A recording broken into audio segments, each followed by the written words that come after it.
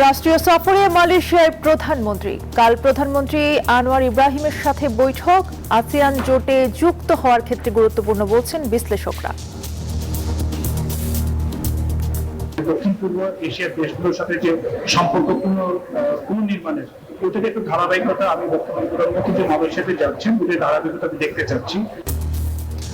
মুক্ত বাণিজ্যিক চুক্তি ও উন্নয়ন সম্পর্ক করের আওতায় আসতে হবে সবাইকে, প্রস্তাবিত বাজেট প্রাসঙ্গিক বলছেন অর্থমন্ত্রী। আমি আশা করছি থার্ড ইয়ারে গিয়ে ইকোনমি নিউট্রাল হবে। বাস্তবতা বিবর্জিত বলছে CPD. If you take the inflation rate into consideration, this is not enough. Ilias আলীকে গুম করেছেন জিয়াউল আহসান। ট্রাইব্যুনালের সাবেক দেহরক্ষীর সাক্ষ্য। 10 বিডিআর সদস্য সহ 30 জনকে হত্যার বর্ণনা। আপনাদের কথা মতো ইলিয়াস আলীকে গলফ করেছি, আপনাদের কথা মতো গলফ করেছি। এখন এর বেশি আমি আর কি করব? কাতারে সড়ক দুর্ঘটনায় 5 বাংলাদেশি নিহত। সবার বাড়ি সিলেটের কানাইঘাটে, শোকের মাতম।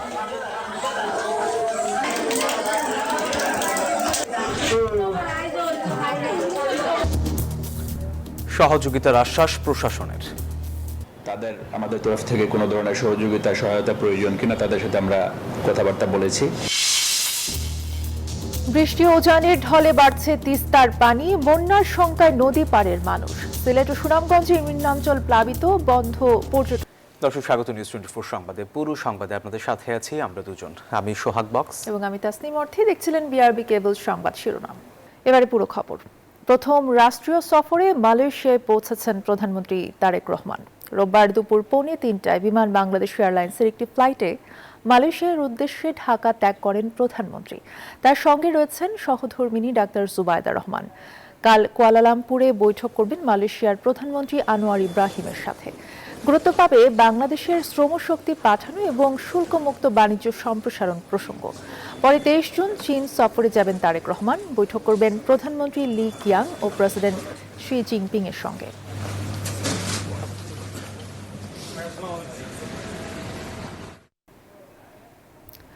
এ বিষয়ে আরো খবর জানাতে মালয়েশিয়া থেকে আমাদের সাথে যুক্ত আছেন সহকর্মী মারুফা রহমান। মারুফা, জানতে চাইবো যে কাল প্রধানমন্ত্রী তারেক রহমান মালয়েশিয়ার প্রধানমন্ত্রীর সঙ্গে বৈঠক করবেন, সেই বিষয়ে একটু জানাবেন। কি কি বিষয় আসলে গুরুত্ব পাবে এই আলোচনায়? অর্থী প্রধানমন্ত্রী তারেক রহমান তার সরকারের প্রথম সফরে মালয়েশিয়া কিছুক্ষণ আগে পৌঁছেছেন। এই সফরটি একই সাথে খুবই গুরুত্বপূর্ণ এবং তাৎপর্যপূর্ণ দুই দেশের জন্যই, কারণ এটি তার প্রথম সফর। আর এসেই তিনি সরাসরি, আপনি দেখতে পাচ্ছেন আমার পিছনে, যে তিনি একটি সুধী সমাবেশে যোগ দিবেন, যেখানে আছে এখানকার স্থানীয়রা, বিশেষ করে বাংলাদেশি প্রবাসী যারা, তাদের আয়োজনে তিনি এসেই এখানে আসলে তাদের সঙ্গে মত বিনিময় করবেন। আর এই সফর ঘিরে কিন্তু অনেকগুলো বিষয় রয়েছে, বিশেষ করে আমাদের শ্রম বাজার এবং বিনিয়োগ সহ জ্বালানি খাত, শিক্ষা খাত এবং আমাদের যারা স্টুডেন্টরা এখানে পড়তে আসে তাদের পড়াশোনা শেষ করার পরে জব সার্চিং ভিসার একটি বিষয় নিয়েও কথা বলার কথা রয়েছে। তো অনেকগুলো জটিলতার সমাধান হবে এবং দ্বিপাক্ষিক যেই বিনিয়োগ এবং রপ্তানি আমদানির সম্পর্ক রয়েছে সেখানে একটি ভারসাম্য আনা হবে বলে আমরা জানতে পারছি। সেক্ষেত্রে এবং আগামীকালকে প্রধানমন্ত্রীর সঙ্গে যে দ্বিপাক্ষিক বৈঠক, প্রধানমন্ত্রীর মালয়েশিয়ার প্রধানমন্ত্রীর যে আমন্ত্রণে বাংলাদেশের প্রধানমন্ত্রী তারেক রহমান এসেছে, সেটিও একটি তাৎপর্যপূর্ণ বৈঠক হতে চলেছে। আমি একটু কথা বলতে চাই মালয়েশিয়ায় অবস্থানরত বাঙালি প্রবাসী সাংবাদিক খন্দকার মুশতাক আহমেদ, আপনার সঙ্গে কথা বলতে চাই। এই যে বাঙালি কমিউনিটির যারা আজকে এখানে এসেছে, কুয়ালালামপুরে জড়ো হয়েছে প্রধানমন্ত্রীর সঙ্গে বৈঠকে, তারা আসলে প্রধানমন্ত্রীকে কি বার্তা দিতে চায় বা তাদের প্রত্যাশার জায়গায় কি, এবং প্রধানমন্ত্রীর এই সফরকে মালয়েশিয়া সরকার কিংবা এখানে যারা প্রবাসী বাঙালি আছে তারা কিভাবে দেখছে? মালয়েশিয়াতে আসলে আমাদের শ্রমিক রয়েছে প্রায় 15 লাখ, 1.5 মিলিয়ন। তো ওরা এছাড়াও মালয়েশিয়াতে ছাত্র, ব্যবসায়ী, বিভিন্ন ডাক্তার, ইঞ্জিনিয়ার, বিভিন্ন প্রফেশনাল লোক রয়েছে। মালয়েশিয়াতে আসলে আমাদের বাংলাদেশের শ্রমবাজারের মেইন সৌদি আরবের পরেই দ্বিতীয় অবস্থান। তো এখানে প্রবাসীদের প্রত্যাশা যে মালয়েশিয়াতে প্রধানমন্ত্রী তারেক রহমান যখন মালয়েশিয়া আসছেন, মালয়েশিয়াতে কিছু অনিবন্ধিত ওয়ার্কার রয়েছে যাদেরকে আমরা আসলে ইলিগেল ওয়ার্কার বলি বা লিগ্যালিটি, তাদের কাগজপত্রের বৈধতার কিছু ব্যাপার ছিল। তো এই অবৈধদের বৈধতাকরণের একটা ব্যাপার রয়েছে। তাছাড়া মালয়েশিয়ার যে শ্রমবাজারটা যেন মানুষের সাধ্যের মধ্যে যে অ্যামাউন্টটা আসে সেটা ওরা প্রত্যাশা করছে। আর পাশাপাশি হলো যে এখানে যারা ছাত্ররা রয়েছে, শিক্ষার্থীরা রয়েছে, তারা এখানে যারা গ্রাজুয়েশন করছে, গ্রাজুয়েশনের পরে এখানে যে চাকুরির যে ব্যাপারটা, এটা আসলে অন্যান্য দেশের জন্য, অন্যান্য 33টা দেশের জন্য শিক্ষার্থী যারা রয়েছে তাদের গ্রাজুয়েশনের পরে তারা একটা চাকুরির সুবিধা পায় এখানে 1 বছরের জন্য, কিন্তু সেটা বাংলাদেশের জন্য বন্ধ রয়েছে। এই জিনিসটা চালু হওয়া বাংলাদেশিদের জন্য আগে যেমন মাল্টিপল এন্ট্রি ভিসা অন্যান্য দেশের জন্য চালু থাকলেও মালয়েশিয়াতে ওয়ার্কারদের জন্য মাল্টিপল এন্ট্রি ভিসাটা বন্ধ ছিল। তো অন্তর্বর্তীকালীন সরকারের সময়ে এই জিনিসটা চালু হয়েছে। এখন মালয়েশিয়াতে যারা শ্রমিক বিষয় রয়েছে তারা বছরে যে কবার প্রয়োজন তারা দেশে আসা যাওয়া করতে পারেন। সেরকম ভাবে তারা শিক্ষার্থীদের জন্য যে সুবিধাটা, সেই সুবিধাটাও তারা চাচ্ছেন। সব মিলিয়ে এখানে যারা প্রবাসী বাঙালির কমিউনিটি আছে, বাংলাদেশি, তাদের প্রত্যাশার জায়গাটা আসলে অনেক। আমি একটু একজন প্রবাসী বাঙালির সঙ্গে কথা বলতে চাই। আপনারা আসলে প্রধানমন্ত্রীকে আসলে এই সুধী সমাবেশ থেকে কি বার্তা দিতে চান? আসসালামু আলাইকুম। প্রত্যাশার জায়গায় কতখানি মনে করছেন যে ফলপ্রসূ হবে আজকের এই মতবিনিময় সভা? প্রথমেই ধন্যবাদ জানাচ্ছি আমাদের মাননীয় প্রধানমন্ত্রীকে, যিনি হচ্ছে যে তার প্রথম সফরটাকে মালয়েশিয়াকে বাছাই করেছেন। তো আমরা চাচ্ছি যে আমাদের প্রবাসীদের যে প্রবাস বান্ধব যে চাওয়াগুলো, বিশেষ করে অবৈধদের বৈধতাকরণ, তারপরে হচ্ছে যে আমাদের শ্রমবাজারটা যেন স্বল্প খরচে হয়, এখানে যেন সিন্ডিকেট মুক্ত থাকে। এবং আপনি জানেন যে অন্যান্য দেশের হচ্ছে যে স্টুডেন্টদেরকে হচ্ছে গ্রাজুয়েট পাস দেওয়া হয় তার মালয়েশিয়াতে পড়াশোনার শেষে, কিন্তু বাংলাদেশিদের জন্য শুধু একমাত্র দেওয়া হচ্ছে না। তো আমরা চাচ্ছি যে মাননীয় প্রধানমন্ত্রী এসে যেন মালয়েশিয়া সরকারের সাথে কূটনৈতিক আলোচনা করেন এই বিষয়গুলো, যে অবৈধদের বৈধতা দেওয়ার বিষয়গুলো, তারপর হচ্ছে যে আমাদের শ্রমবাজার যেন আবার উন্মুক্ত হয় এবং স্টুডেন্ট যারা আছে এখানে যেন তাদেরকে গ্রাজুয়েট পাস দেওয়া হয়। আরেকটা বিষয়, আমরা প্রবাসী যারা আছি আমরা পরামর্শ দিচ্ছি মাননীয় প্রধানমন্ত্রীকে এবং আমাদের বাংলাদেশের সরকারকে। আপনি জানেন মালয়েশিয়া হচ্ছে একটা টুরিস্ট প্রধান দেশ, এখানে হাজার হাজার লক্ষ লক্ষ প্রত্যেক বছর টুরিস্ট আসে। মালয়েশিয়ান সরকার এখানে লক্ষ লক্ষ হচ্ছে ডলার ইনকাম করছে। তো আমাদের দেশটাকে কিভাবে টুরিস্ট প্রধান একটা দেশ করা যায় সেই লক্ষ্যের জন্য তিনি কাজ করেন। ধন্যবাদ। তো অনেকগুলো বিষয় কিন্তু উঠে আসলো। বাংলাদেশের পর্যটন নিয়েও তাদের কিন্তু প্রস্তাবনা রয়েছে। একই সাথে বিশেষ করে যারা শিক্ষার্থী মালয়েশিয়ায় পড়তে আসে বাংলাদেশ থেকে, তারা এক ধরনের বৈষম্যের মধ্যে রয়েছে। সেই বিষয়েও তারা আসলে প্রধানমন্ত্রীকে এই বিষয়গুলো তুলে ধরতে চায়। এছাড়া দ্বিপাক্ষিক যে বিষয়গুলো রাষ্ট্রীয়, সেই বিষয়গুলো আসলে কালকে দুই দেশের প্রধানমন্ত্রীর যে বৈঠক, সেটার মধ্য দিয়ে আসলে জানা যাবে যে কি কি নতুন চুক্তি বা সমঝোতা স্মারক সই হলো। মোটামুটি এই ছিল সবশেষ তথ্য আমার কাছে। কিছুক্ষণের মধ্যেই প্রধানমন্ত্রী মালয়েশিয়ার কুয়ালালামপুরে সুধী সমাবেশে যোগদান করবেন। জি, ধন্যবাদ আপনাকে। মারুফা রহমান জানাচ্ছিলেন প্রধানমন্ত্রী মালয়েশিয়া সফর নিয়ে। প্রধানমন্ত্রীর মালয়েশিয়া সফরের মাধ্যমে পূর্ব ও দক্ষিণ পূর্ব এশীয় অঞ্চলের দেশগুলোর সাথে সম্পর্ক উন্নয়নের নতুন যাত্রা শুরু করল বাংলাদেশ। বিশ্লেষকরা বলছেন এই সফর আসিয়ান জোটে বাংলাদেশের যুক্ত হওয়ার পথে গুরুত্বপূর্ণ ভূমিকা রাখবে। মুক্ত বাণিজ্য চুক্তির মাধ্যমে দেশটির সাথে বাণিজ্য ঘাটতি কমিয়ে আনা এবং শ্রম বাজার খোলার বিষয়টিও গুরুত্ব পাবে সফরে। বিস্তারিত হোসেন শাহাদাতের রিপোর্টে। পূর্ব ও দক্ষিণ পূর্ব এশীয় দেশগুলোর সাথে সম্পর্ক উন্নয়নে 2001 সালে লুক ইস্ট নীতি গ্রহণ করেন তৎকালীন প্রধানমন্ত্রী খালেদা জিয়া। নতুন বাজার, বিনিয়োগ ও কৌশলগত অংশীদারিত্ব প্রতিষ্ঠার সুযোগ তৈরিই ছিল তার এই নীতির প্রধান উদ্দেশ্য। ক্ষমতা এসে প্রথম বিদেশ সফরেই মালয়েশিয়া ও চীনকে বেছে নিয়েছেন প্রধানমন্ত্রী তারেক রহমান। বিশ্লেষকরা বলছেন ইস্ট লুক নীতি পুনরুজ্জীবিত করতেই এমন সিদ্ধান্ত প্রধানমন্ত্রীর। দক্ষিণ পূর্ব এশীয় জোট আসিয়ানে যুক্ত হওয়ার পথেও গুরুত্ব পাবে এই সফর। খালেদা জিয়া সরকারের সময় 2001 থেকে 2006 সালে যে ইস্ট পলিসিটা নিয়েছিল, মানে দক্ষিণ পূর্ব এশিয়ার দেশগুলোর সাথে যে সম্পর্ক পুনর্নির্মাণের, ওটাকে একটু ধারাবাহিকতা আমি বর্তমান প্রধানমন্ত্রী যে মালয়েশিয়াতে যাচ্ছেন ওদের ধারাবাহিকতা আমি দেখতে চাচ্ছি। প্রধানমন্ত্রীর সফর ঘিরে মালয়েশিয়ায় শ্রমবাজার খোলার নতুন সম্ভাবনা তৈরি হয়েছে। দেশটিতে বসবাসরত অবৈধ বাংলাদেশি শ্রমিকদের বৈধতা দেওয়া এবং বাংলাদেশ থেকে জনশক্তি রপ্তানির সব বাধা দূর করার উপর গুরুত্ব দেওয়া হবে এই সফরে। আমাদের যে শ্রমিকরা তারা অল্প খরচে সহজে তারা ভিসা প্রক্রিয়া থেকে আরম্ভ করে সেখানে যেতে পারে এবং সেখানে তারা যাতে যেই কাজের জন্য তারা যাওয়ার কথা সেটি যাতে স্বাচ্ছন্দ্য করে এবং তাদের বিভিন্ন মজুরি থেকে আরম্ভ করে সোশ্যাল যে সমস্ত বিষয়গুলো সেগুলো যাতে আসলে আলোচনার মধ্যে প্রাধান্য পায়। দুদেশের মধ্যে বাণিজ্য সম্পর্ক জোরদার করতেও বড় ভূমিকা রাখবে এই সফর। হিসেব বলছে বর্তমানে বাংলাদেশ এবং মালয়েশিয়ার মধ্যে দ্বিপাক্ষিক বাণিজ্যের আকার $260 কোটি, যা এখনো বাংলাদেশের পক্ষে ভারসাম্যপূর্ণ নয়। প্রধানমন্ত্রীর সফরকালে দ্বিপক্ষীয় বাণিজ্য ঘাটতি কমাতে মুক্ত বাণিজ্য চুক্তি হতে পারে গেম চেঞ্জার। মালয়েশিয়ান এফডিআই বাংলাদেশে আসার কথা দীর্ঘদিন থেকে শুনছি, সেটি একটি গুরুত্বপূর্ণ বিষয় আলোচনা আসবে। 2 দিনের এই সফরে বেশ কিছু সমঝোতা স্মারক স্বাক্ষর হওয়ার কথা রয়েছে। হোসেন শাহাদাত, নিউজ 24, ঢাকা। অল্প টাকা দিয়ে হলেও করের আওতায় আসতে হবে দেশের মানুষকে, এমনটা জানিয়েছেন অর্থমন্ত্রী আমির খসরু মাহমুদ চৌধুরী। সকালে সিপিডি আয়োজিত বাজেট সংলাপে অংশ নিয়ে এই কথা বলেন তিনি। সংলাপে সিপিডির পক্ষ থেকে প্রস্তাবিত বাজেটকে বাস্তবতা বিবর্জিত ও উচ্চাভিলাষী বলা হলেও নতুন বাজেটকে প্রাসঙ্গিক বলে মন্তব্য করেছেন অর্থমন্ত্রী। আর প্রস্তাবিত বাজেটে ব্যক্তি খাতের আয়কর কাঠামোতে বড় বৈষম্য দেখা গেছে বলে জানায় সিপিডি। তারা বলছে নতুন কাঠামোয় তুলনামূলক কম আয়ের মানুষের উপর করের বোঝা বেশি। প্রস্তাবিত বাজেটে কর কাঠামোতে আনা হয়েছে বেশ কিছু পরিবর্তন, কিন্তু এতে কম আয়ের মানুষের ওপর চাপ বাড়বে বলে দাবি করছে সিপিডি। সংস্থাটি বলছে যাদের বার্ষিক করযোগ্য আয় 6 থেকে 15 লাখ টাকা, নতুন বাজেটে তাদের কর দায় 12.5% থেকে 16.5% পর্যন্ত বাড়বে। বিপরীতে 30 লাখ টাকার বেশি আয়কারীদের বাড়বে মাত্র 7.5%। Tax free income threshold from 3,50,000 to 3,75,000. But if you take the inflation rate into consideration, this is not enough. সংস্থাটি বলছে মূল্যস্ফীতি 7.5% নামিয়ে আনার লক্ষ্য পূরণে খাদ্য ও জ্বালানি সরবরাহ নিশ্চিত করতে হবে। প্রয়োজন হবে বিচক্ষণ মুদ্রানীতি। অর্থনীতিবিদরা বলেন বাজেটের আকারের চেয়ে এর বাস্তবায়ন সক্ষমতা বাড়ানোতে বেশি গুরুত্ব দিতে হবে। The need for stabilization versus economic recovery and achieving high growth rate. So here is the point. The Finance Ministry in the next month, in July, offers us an implementation roadmap.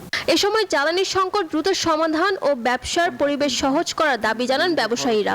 How about the private sector health and whether they can really able to move forward even with that lot of support we have listened and you have seen on the papers. উৎস কর কর্তনকে বাধ্যতামূলক ন্যূনতম কর হিসাবে বিবেচনা না করে অগ্রিম কর হিসাবে গণ্য করা হবে এবং অতিরিক্ত পরিশোধিত উৎসে কর ফেরত প্রদানের ব্যবস্থা করার প্রস্তাব করা হয়েছে। তবে অর্থনীতিকে শক্ত ও টেকসই অবস্থানে ফিরিয়ে আনতে 2 বছর সময় চাইলেন অর্থমন্ত্রী। আসলে বলতে আমরা যেটা বলছি যে ভঙ্গুর অর্থনীতি থেকে স্থিতিশীলতা থেকে প্রসপ্যারিটি, সমৃদ্ধি। আমি আশা করছি থার্ড ইয়ারে গিয়ে ইকোনমি উচ্চারণ। এছাড়া ব্যবসার পরিবেশ ও জীবনযাত্রা সহজ করতে সরকার নিয়মকানুন শিথিল করার পথে হাঁটছে বলে জানান অর্থমন্ত্রী। বাংলায় বলতে হবে। ফারজানা রিয়া, নিউজ 24, ঢাকা। বাজেট নিয়ে বিরোধী দলের আন্দোলন নিয়ে প্রধানমন্ত্রীর বক্তব্যের সমালোচনা করে সংসদে আব্দুল হান্নান মাসুদ এমপির বক্তব্য ঘিরে উত্তাপ সৃষ্টি হয়। তার বক্তব্যের সমালোচনা করেন স্পিকার সরকার ও বিরোধী দলীয় সংসদ সদস্যরা। বিকেলে বাজেট সম্পর্কিত আলোচনায় উত্তেজনা তৈরি হয়। এ সময় হান্নান মাসুদ বক্তব্য রাখতে গিয়ে সংসদ নেতা সম্পর্কে যে বক্তব্য রেখেছেন তা পুরোটাই বাতিলের অনুরোধ করেন বিরোধী দলীয় নেতা ডাক্তার শফিকুর রহমান। এই বিষয়ে যেটুকু অসত্য বক্তব্য আছে সেগুলো বাদ দেওয়ার অনুরোধ জানান স্থানীয় সরকার মন্ত্রী। বিরোধী দলীয় উপনেতা নাহিদ ইসলাম বলেন, প্রধানমন্ত্রীও ভুল বলতে পারেন, বিরোধী দল ওনার বক্তব্যেরও সমালোচনা করার অধিকার রাখে।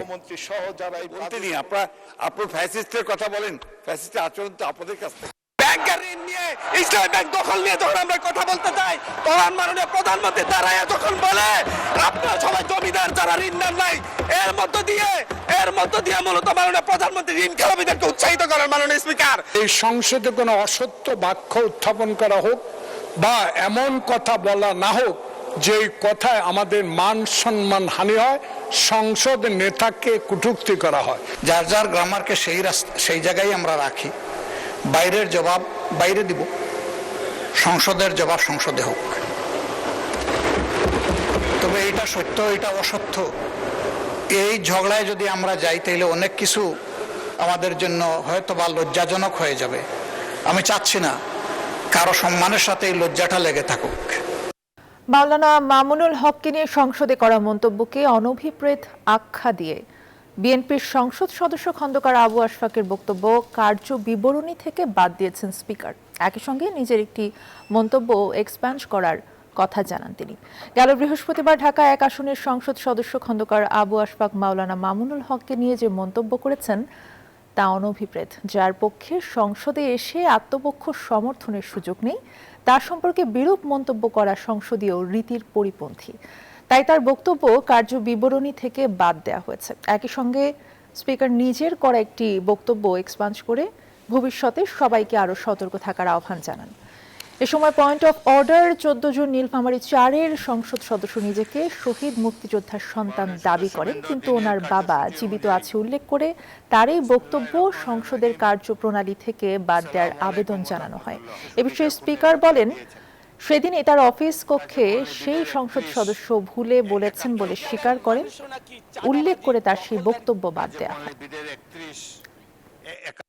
মাওলানা মামুনুল হক সম্পর্কে কথিত পরকীয়া সম্পর্কে দু একটি মন্তব্য করেছেন, যেটি অনভিপ্রেত। সাথে সাথে আমারও একটি বক্তব্য সেখানে আমি উল্লেখ করেছিলাম যে কোনো ব্যক্তির অন্ধকার জীবনের অন্ধকার অধ্যায় সম্পর্কে আমার বক্তব্য এসেছিল। সেই অন্ধকারাচ্ছন্ন এই অধ্যায় এটিকেও এক্সপান্ড করা হলো। সাবেক সেনা কর্মকর্তা জিয়াউল আহসানের বিরুদ্ধে ট্রাইব্যুনালে বিএনপি নেতা ইলিয়াস আলীকে গুম সহ 30 জনকে হত্যার সাক্ষ্য দিলেন সেনা সদস্য ইমরুল কায়েস। তিনি জিয়াউলের সাবেক দেহরক্ষী। পিলখানা হত্যাকাণ্ডের পর 10 বিডিআর সদস্যকে ক্রস ফায়ারে হত্যার তথ্য উঠে আসে সাক্ষীর বর্ণনায়। পরে গণমাধ্যমে জিয়াউল আহসানকে নিষ্ঠুর খুনি হিসেবে উল্লেখ করেন চিফ প্রসিকিউটর আমিনুল ইসলাম। 2012 সালের 17 এপ্রিল গুম করা হয় বিএনপি নেতা ইলিয়াস আলীকে। এবার সেই গুমের সাথে সাবেক সেনা কর্মকর্তা জিয়াউল আহসানের সম্পৃক্ততার কথা উঠে এলো ট্রাইব্যুনালের সাক্ষ্যে। রোববার শতাধিক গুম খুনের মামলায় সাক্ষ্য দেন জিয়াউল আহসানের সাবেক দেহরক্ষী ইমরুল কায়েস। সাক্ষ্যে তিনি ইলিয়াস আলী গুম নিয়ে জিয়াউল আহসানের সম্পৃক্ততা ও গুমের বর্ণনা তুলে ধরেন। একবার জিয়াউল আহসানের নেতৃত্বে তিনি মহাখালী ব্রিজের কাছে যান। সেখানে তিনি কথোপকথন করেন তারেক সিদ্দিকীর সাথে। তারেক সিদ্দিকীর সাথে কথোপকথনের এক পর্যায়ে তিনি বলেছিলেন যে আপনাদের কথা মতো ইলিয়াস আলীকে গল্ফ করেছি, আপনাদের কথা মতো গল্ফ করেছি, এখন এর বেশি আমি আর কি করব। এছাড়া পিলখানা হত্যাকাণ্ডের পরে অপারেশন রেবেল হান্ট পরিচালনা করে 10 বিডিআর সদস্যকে ইনজেকশন পুশ করে এবং পোস্তগোলা ব্রিজের কাছে নদীতে নিয়ে গুলি করে হত্যার অভিযোগও সাক্ষ্যে উল্লেখ করেন ইমরুল কায়েস। তিনি বিভিন্ন বিডিআর সদস্যদেরকে ধরে আনতেন এবং ধরে এনে তাকে বিভিন্ন বিশেষ প্রক্রিয়ায় 2টা পদ্ধতিতে তিনি হত্যা করেছেন বলে বলছেন। একটা প্রক্রিয়ার কথা তিনি বলেছেন যে ইনজেকশন পুশ করে হত্যা করেছে, আরেকটা হচ্ছে গুলি করে নদীতে ফেলে দিতেন। তবে এসব অভিযোগ অস্বীকার করেছেন জিয়াউল আহসানের আইনজীবী। আমরা সাক্ষী জেরাতে ওনার কাছ থেকে বের করে নিয়ে আসব, উনি কি ছিলেন সেটা বের করে নিয়ে আসব। উনি যে কথাগুলো বলেছেন এই কথাগুলো মুখস্থ কথা। সাক্ষীর জবানবন্দিতে গুম, পিলখানা হত্যাকাণ্ড পরবর্তী অভিযান সহ 7টি ঘটনায় 30 হত্যাকাণ্ডের বর্ণনা উঠে আসে। ইমরুল কায়েসের সাক্ষ্য গ্রহণ শেষ হলে জেরা করবেন আসামি পক্ষের আইনজীবীরা। মাহমুদ হাসান, নিউজ 24, ঢাকা। কাতারে সড়ক দুর্ঘটনায় প্রাণ হারালেন সিলেটের কানাইঘাটের 5 তরুণ। কর্মস্থলে যাওয়ার সময় গাড়ি নিয়ন্ত্রণ হারালে ঘটনাস্থলেই মৃত্যু হয় তাদের। আর মরদেহ দ্রুত দেশে ফিরিয়ে আনার দাবি স্বজনদের। সিলেট থেকে নাজাত আহমদ পুরকায়েস্তের তথ্য ছবিতে ডেস্ক রিপোর্ট। পরিবারের সচ্ছলতা আনতে মধ্যপ্রাচ্যের দেশ কাতারে পাড়ি জমিয়েছিলেন সিলেটের কানাইঘাট উপজেলার 5 যুবক। রবিবার সকালে প্রতিদিনের মতো কাজে যাচ্ছিলেন তারা। পথে নিয়ন্ত্রণ হারায় গাড়ি, প্রাণ হারান 5 জন। নিহতরা হলেন আক্তালু গ্রামের জসিম উদ্দিন, আমরপুর গ্রামের জিবাল উদ্দিন, মাছতালু গ্রামের মস্তাক আহমদ, জুবার আহমদ এবং কাদের আহমদ। ইউনিয়ন পরিষদের চেয়ারম্যান, যেটা 8 নম্বর জিঙ্গাবাড়ি ইউনিয়ন, ইউনিয়নের ঘটনা আমি চেয়ারম্যানের কাছে কনফার্ম হতে পারছি। এ ঘটনায় স্বজনদের আহাজারিতে ভারী হয়ে উঠেছে পুরো গ্রাম। মরদেহ দেশে ফিরিয়ে আনার দাবি জানান তারা। এদিকে নিহতের স্বজনদের সব ধরনের সহযোগিতার আশ্বাস দিলেন পুলিশ সুপার। মরদেহ দেশে আসার পরে এখানে আনা, দাফন করা, এসব বিষয়ে আমাদের যে কোনো ধরনের সহযোগিতা আমরা তাদেরকে করব এবং তাদের প্রতি আমরা আমাদের সহমর্মিতাটা আমরা জানিয়ে এসেছি। নিহতদের মরদেহ কাতারের স্থানীয় একটি হাসপাতালের মর্গে রাখা হয়েছে। শোকের ছায়া নেমে এসেছে কাতার প্রবাসী বাংলাদেশি কমিউনিটিতেও। দুর্ঘটনার কারণ জানতে তদন্ত চলছে। Desk report, news 24। অতিবৃষ্টি ও উজানের ঢলে বাড়ছে নদ নদীর পানি। লালমনিরহাটের ডালিয়া পয়েন্টে তিস্তার পানি বিপদসীমার 15 সেন্টিমিটার নিচ দিয়ে প্রবাহিত হচ্ছে। এতে বন্যার আশঙ্কায় আছেন তিস্তা পাড়ের হাজারো মানুষ। ধস দেখা দিয়েছে রংপুরের গঙ্গাচড়ায় মহিপুর তিস্তা সেতু রক্ষা বাঁধে। এদিকে ভারতের মেঘালয়ে অতি ভারী বর্ষণে সুনামগঞ্জের সীমান্তবর্তী এলাকায় পাহাড়ি ঢল নেমেছে। এতে 5টি উপজেলার নিম্নাঞ্চল প্লাবিত হয়েছে। এ ঘটনায় সাদা পাথর পর্যটন এলাকা বন্ধ ঘোষণা করা হয়েছে। প্রতিনিধিদের পাঠানো তথ্যচিত্রে ডেস্ক রিপোর্ট। উজানের পাহাড়ি ঢল ও টানা বৃষ্টিতে লালমনিরহাটে তিস্তা নদীর পানি আশঙ্কাজনক হারে বৃদ্ধি পাচ্ছে। তিস্তা ব্যারেজের ডালিয়া পয়েন্টে পানি বিপদসীমার 15 সেন্টিমিটার নিচ দিয়ে প্রবাহিত হচ্ছে। এদিকে ধস দেখা দিয়েছে রংপুরের গঙ্গাচড়ায় মহিপুর তিস্তা সেতু রক্ষা বাঁধে। উজান থেকে নেমে আসা ঢলে নদীর পানি বাড়ায় ভেঙে গেছে গত বছর করা বাঁশের পাইলিং। এদিকে তিস্তার পানি যে কোনো সময়ে বিপদসীমা অতিক্রম করতে পারে বলে আশঙ্কা পানি উন্নয়ন বোর্ডের। বন্যা পূর্বাভাস কেন্দ্রের তথ্য অনুযায়ী আগামী 72 ঘন্টার মধ্যে ভারী বৃষ্টিপাতের আশঙ্কা রয়েছে। ফলে দুশ্চিন্তায় আছেন তিস্তা পাড়ের হাজারো মানুষ। খুব আতঙ্কে আছি, কেননা আমাদের গরু ছাগল নিয়ে বা কোথায় আমরা যাবো এটা আমরা খুব চিন্তিত আছি। আমরা চাই এই সরকার আমলেই কিন্তু এই তিস্তা মহাপরিকল্পনা বাস্তবায়ন হোক। বন্যায় পানি ওঠে, চাষ করা কষ্ট, খাওয়া দাওয়া কষ্ট, গরু বাছুর নিয়ে কষ্ট হয় আমাদের। অন্যদিকে ভারতের মেঘালয়ে অতি ভারী বর্ষণে সিলেট ও সুনামগঞ্জের সীমান্তবর্তী এলাকায় পাহাড়ি ঢল নেমেছে। এতে 5টি উপজেলার নিম্নাঞ্চল প্লাবিত হয়েছে। ঢলের প্রভাবে পর্যটন কেন্দ্র, সাদা পাথরের দোকানপাট পানিতে ভেসে গেছে। সিলেটের প্রধান 2 নদী সুরমা ও কুশিয়ারার পানি পৌঁছে গেছে বিপদসীমার কাছাকাছি। Desk report, news 24। এবারে আন্তর্জাতিক প্রসঙ্গ। ভারতে কড়া নিরাপত্তার মধ্যে আজ অনুষ্ঠিত হলো বহুল আলোচিত নিট পুনঃপরীক্ষা। এদিকে ককরোচ জনতা পার্টি পুলিশের নিষেধাজ্ঞাকে অবজ্ঞা করে যন্তর মন্তর এলাকায় বিক্ষোভ অব্যাহত রেখেছে। শিক্ষামন্ত্রী পদত্যাগ না করা পর্যন্ত এই আন্দোলন চলবে বলে হুঁশিয়ারি দেন দলটির প্রতিষ্ঠাতা অভিজিৎ দীপকে।